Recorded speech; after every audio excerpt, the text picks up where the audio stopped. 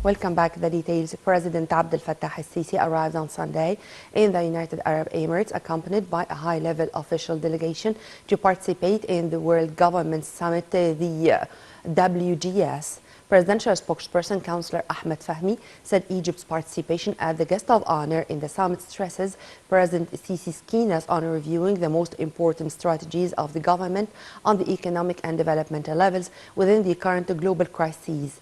The spokesperson added that the president's visit to the UAE will include several meetings with a number of economic and financial institutions officials participating in the summit. President Abdel Fattah al-Sisi inaugurated on Sunday the 6th session of Egypt International Petroleum Exhibition and Conference, Egypt's 2023. Officials described the exhibition as the most important event in North Africa and the Mediterranean countries, attended by executive heads in the energy, oil and gas sectors worldwide. The exhibition draws attendance by energy ministers, government representatives, high-ranking officials in the European Union, secretaries of major international energy organizations, business leaders, and investors in the energy sector. President Sisi also attended a dialogue session on the importance of cooperation in the field of energy and climate change.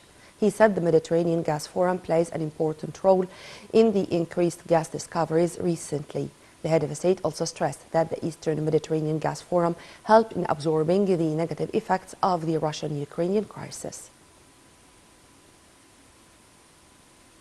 Arab League summit supporting Jerusalem entitled Solidarity and Development kicked off on Sunday in the Arab League headquarters in Cairo. President Sisi, Jordan King Abdullah II, Palestinian President Mahmoud Abbas, representatives of Arab League member countries, foreign ministers and senior officials of international and regional Arab organizations attended the summit. Addressing the event, President Sisi affirmed Cairo's stance toward Al-Quds, saying that it's really solid. He said Egypt would work with all parties to draw calm to the West Bank and Gaza, pointing out that any Israeli measures aimed at changing the historical and legal status of Al-Quds is rejected. The president reiterated that seizing land by force is against UN Security Council resolutions, adding that the Israeli practices against Jerusalem's people will have dire consequences. Meanwhile, the head of state renewed his calls on the international community to adopt the two-state solution. Meanwhile, Palestinian President Mahmoud Abbas on Sunday accused Israel of having crossed all red lines in the occupied West Bank and East Jerusalem, or Al-Quds, and urged world leaders to put an end to its actions. This came in his speech addressing Support Jerusalem conference at the Arab League headquarters in Cairo, calling on Arab brothers and allies to boost developmental projects in Palestine.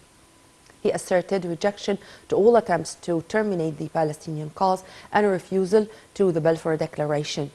Abu Mazen reiterated that the Israeli occupation has launched 51 massacres against the Palestinian people.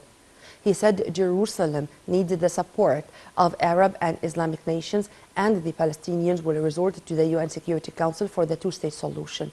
Last year was the deadliest year in the West Bank since the United Nations started tracking casualties in the territory back in 2005. Jordanian monarch King Abdullah II said the region cannot enjoy peace and prosperity while the Palestinian cause is at a standstill. Speaking at the Arab League Support Palestine session, Abdullah called for support to the legitimate rights of the Palestinians under international resolutions. He said any attempt to jeopardize the current stance will draw repercussions that will impede the security and stability of the whole region. He also called for ceasing Israeli infringements and aggression in the occupied territories and for a stop to the Israeli occupation attempts to divide Jerusalem, or Al-Quds. The Jordanian king said ending Israeli violations is a condition for the two-state solution. In his speech to a Support Jerusalem conference at the Arab League headquarters, Secretary General Ahmed Abu Ghait said Al-Quds has been suffering under the Israeli occupation, which seeks to change the identity of the historic city.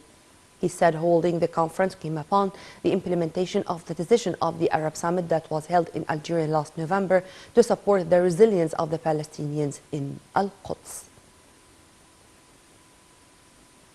The police academy hosted on Sunday a training course to prepare trainers for pre-deployment police operations of peace support for African Ready Force. There are 22 participants in the training program of national and foreign cadets from 9 African countries. The move came within Egypt's pivotal role in supporting peace and security in the African continent.